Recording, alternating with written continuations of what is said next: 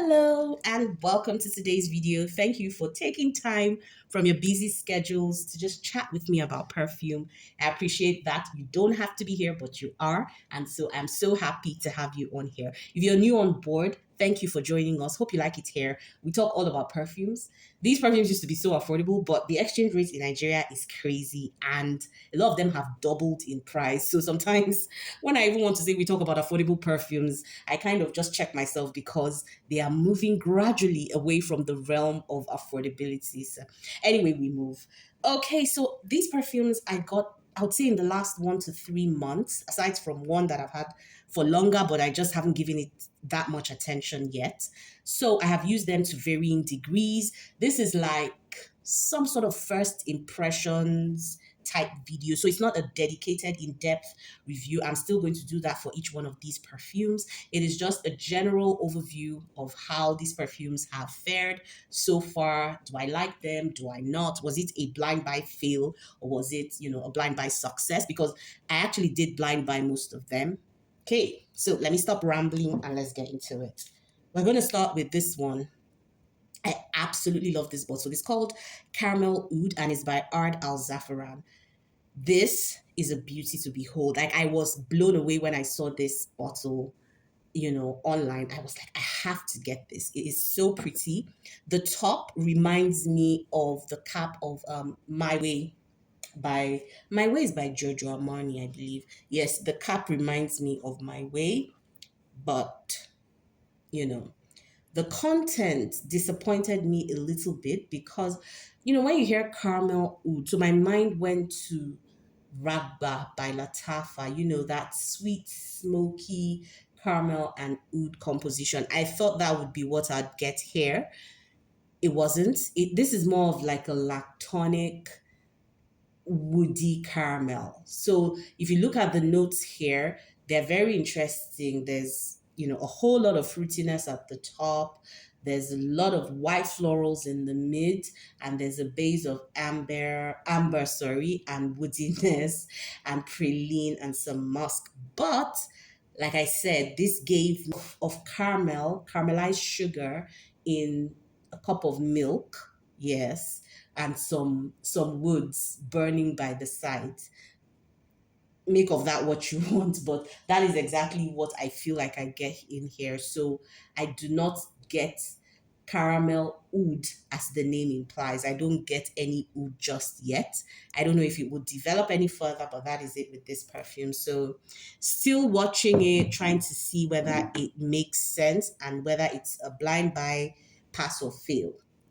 Okay, so we're going to go into the next one from Fragrance World, and this is Velvet Rouge. Now, one common theme of all the perfumes I'll be showing today is just how beautiful and aesthetically pleasing the bottles are. They're simple, they're very chic, they're very like classy looking bottles. They almost would remind you of the niche bottles. So think perfumes like Dolce& and Gabbana, L'Imperatrice, that kind of bottle is not niche, but like it's a very beautiful, minimalist, aesthetically pleasing bottle. That's how most of these bottles are today. They are so aesthetically appealing. So I love that about them. Now this is Velvet Rouge by Fragrance World, and it is a dupe for Rouge Velours by YSL. That is a unisex fragrance. It has a very beautiful tea and rose accord. There's some patchouli and musk. So it's very, very classy. This is a beautiful, classy rose perfume. If you ever loved a perfume like the ones from Narciso Rodriguez, or rather Nina Ricci, yeah, all them rose, so Rose Extase, L'Extase Rose Absolute, those kinds of rose perfumes, you might like this one. But this leans more in a patchouli direction. So the patchouli in here strengthens that rose, makes it a very mature rose. So this is not like jammy. This is more deep and mature and dark, mysterious type of rose. That's what this is. Yeah, and I think I like this one. I feel like anybody can wear this, to be honest. Anybody can, male, female, but obviously leans more feminine. So yeah, Velvet Rouge has turned out to be a blind bypass for me.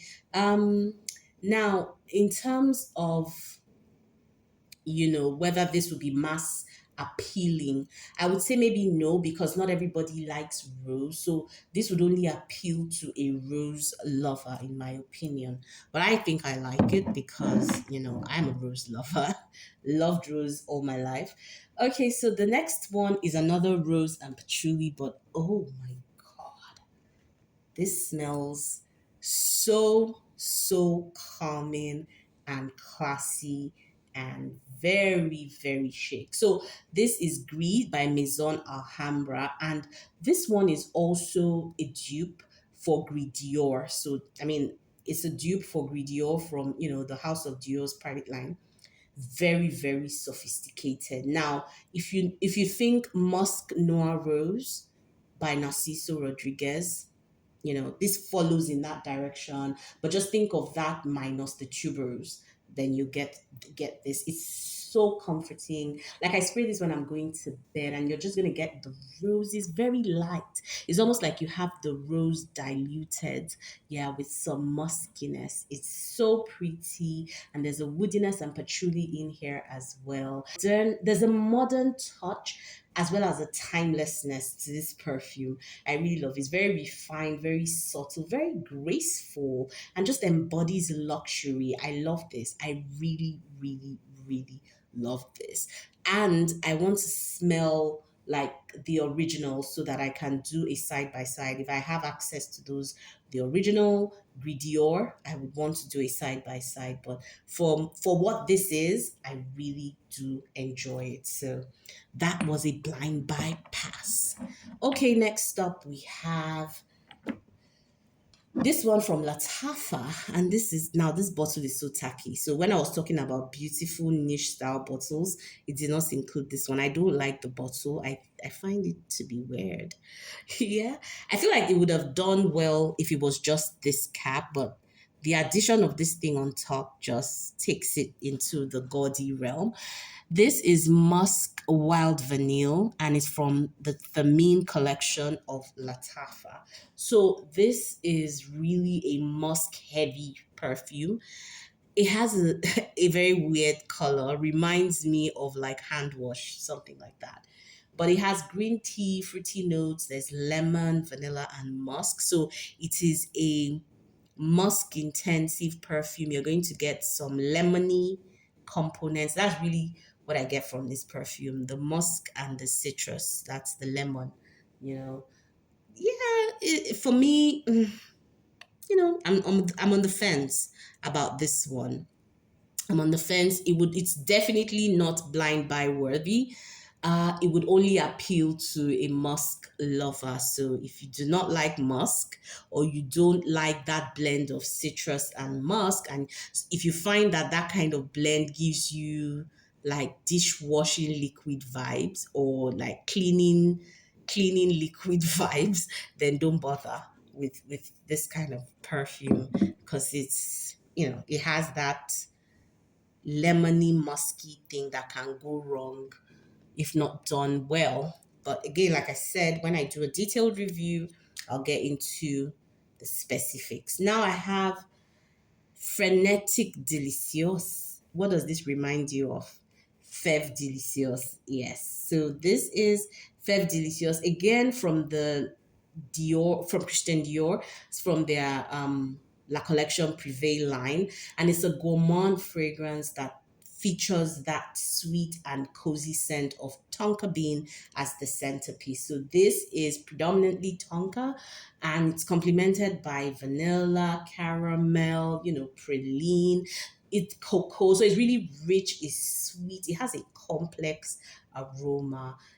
This is really indulgent. And guys, this is how far I've gone in just a month or thereabouts of owning this. So you see that I don't need to talk too much about how good this is. This one and this Grease, you can see how far I've gone with these two perfumes. I feel like these were like the most blind buy worthy of all. However, obviously there's certain notes that you would have to gravitate towards before you can use this. So for Grease, for instance, that would be if you're a rose lover. For Frenetic Delicious, it would have to be if you're a vanilla lover, if you like complex, rich scents, if you like woodiness, you like, tonka bean, you like very rich fragrances that have body and depth, then this would be for you. Definitely one that would shine in winter, or just the cold season in general. So Frenetic Delicious was definitely a blind buy success for me. Last on our list today is Kai from Paris Corner. So this is heavy on the pistachio. This is supposed to be a dupe for Yum Pistachio Gelato, I believe, from Kiali. Yeah, so this is a dupe for it. Again, I'm going to do a dedicated review, but this one is very nutty, herbaceous, green.